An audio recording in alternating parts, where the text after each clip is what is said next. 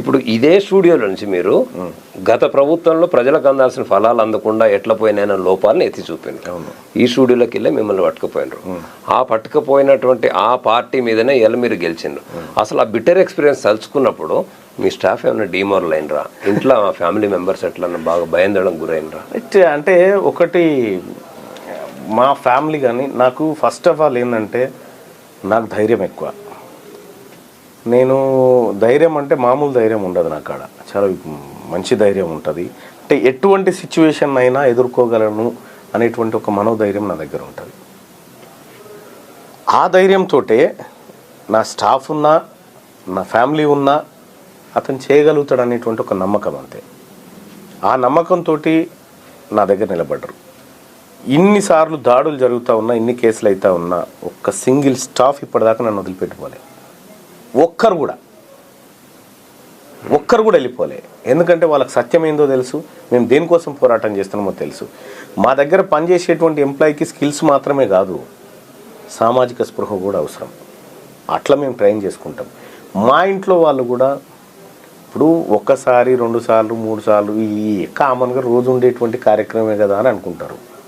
నేను కూడా గతంలో బీఆర్ఎస్ పార్టీ ఒకానొక సందర్భంలో నా మీద సుపారీ ఇచ్చినప్పుడు, నా మీద ఆర్మూరు మాజీ ఎమ్మెల్యే జీవన్ రెడ్డి ఒక 2 కోట్ల సుపారీ ఇచ్చాడు.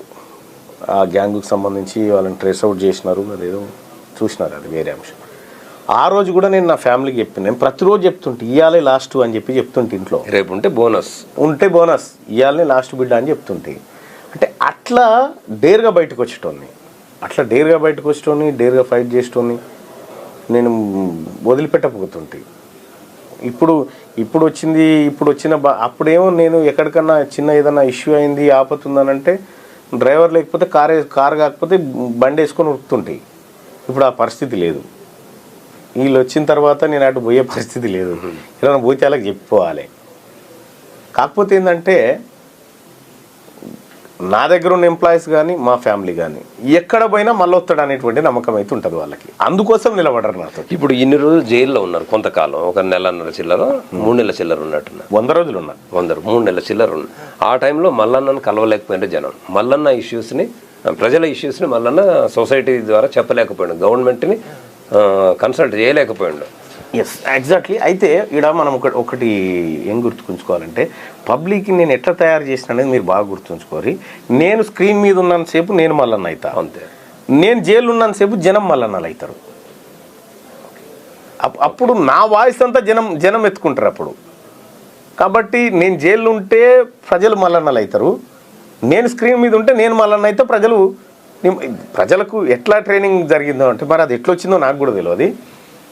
అల్టిమేట్గా టీవీ ముంగట కూర్చొని ఈ పొలిటీషియన్ వీని సంగతి చెప్పాలరా అని చెప్పి వీడు మనసులో అనుకుంటాడు, వాడి సంగతి నేనే చెప్తుంటాను, అదే నేను అనుకుందే నువ్వు చేస్తా ఉన్నావు అనేటువంటి కాన్ఫిడెన్సు, ఒక సాటిస్ఫాక్షన్ అతనికి ఉంటుండే.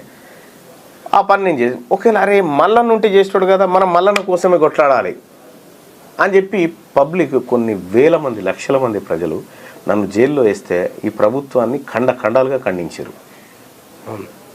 ఇంకా కేసీఆర్ పతనానికి అది కూడా ఒక కారణం. ఇప్పుడు కోపం ఉందా కేసీఆర్ మీద, నన్ను ఇట్లా చేసిండే అనేది? అంటే నాకైతే కోపం లేదు కేసీఆర్ మీద. అంటే నేను కేసీఆర్ అనేటువంటి 45 కిలోల శరీరం ముద్దకు నేను వ్యతిరేకం కాదు, ఆలోచనకు మాత్రమే. ఇది నేను చాలాసార్లు చెప్పిన, నువ్వు తీసుకున్నటువంటి నిర్ణయాలకు మాత్రమే నేను వ్యతిరేకము. నువ్వు తీసుకునేటువంటి నిర్ణయాలు, అవి చూపించేటువంటి ప్రభావాలు అన్నీ ఈ సమాజం పైన, భవిష్యత్ తరాల పైన పడుతుంది. కాబట్టి నీ నిర్ణయాలకు వ్యతిరేకం అని చెప్పిన, నీ శరీరానికి వ్యతిరేకం కాదు. నువ్వు ఎట్లున్నా నాకు సంబంధం లేదు. నువ్వు చాలాసార్లు ఆయన చెప్పిండు ఇట్లా గుంజుకొచ్చి ఇట్లా చేస్తా, నీళ్ళు ఇట్లా పోతా అంటే నేను చాలాసార్లు కూడా నాకు సంబంధం లేదు. ఒక ఆయన అన్నాడు కేసీఆర్ ముక్కు గోదావరిలో ముంచి ఇక్కడ పోతే 2 TMCలు పడతాదా ఇక్కడ అనేటువంటి మాట మాట్లాడారు. నేనైతే కేసీఆర్ మీద ఎలాంటి కోపంతో లేను. ఆయన ఆయురారోగ్యాలతో ఉండాలని కోరుకుంటా ఉన్నా, రాబోయేటువంటి కాలాన్ని ప్రత్యక్షంగా చూడాలని కోరుకుంటా ఉన్నా, ఇంకేమైనా మంచి జరగాలని కోరుకుంటా ఉన్నా. అంటే కేసీఆర్ గారికి నా మీద ఏమైనా ఉంటే ఉండొచ్చు, వాళ్ళ కొడుకు అయితే కేటీ రామారావుకి అయితే పక్కా ఉంటుంది.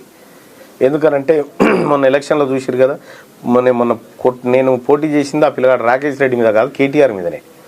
కాళ్ళకు బలపాలు కట్టుకొని తిరిగిండు తీన్మార్ మల్లన్న ఓడించాలని చెప్పి. ఇక రకరకాల ప్రయత్నాలు చేసిండు, ఓ 50 కోట్ల దాకా ఖర్చు పెట్టిండు. ఇక చెయ్యని ప్రయత్నం అంటూ లేదు. అయినా కూడా పట్టభద్రులు తీన్మార్ మల్లన్న గెలవాలి, మా ప్రతినిధిగా నన్ను గెలిపించి పంపించారు. కేటీ రామారావుకి ఒకటే ఉంటుంది, ఆయన తెలంగాణ రాష్ట్రంలో కాంగ్రెస్ పార్టీ అధికారంలోకి రాగానే ఒక ట్వీట్ చేసిండు, మేము 32 మెడికల్ కాలేజీలు కాదు 32 యూట్యూబ్ ఛానళ్ళు పెట్టాల్సిండే అని చెప్పి ట్వీట్ చేసిండు.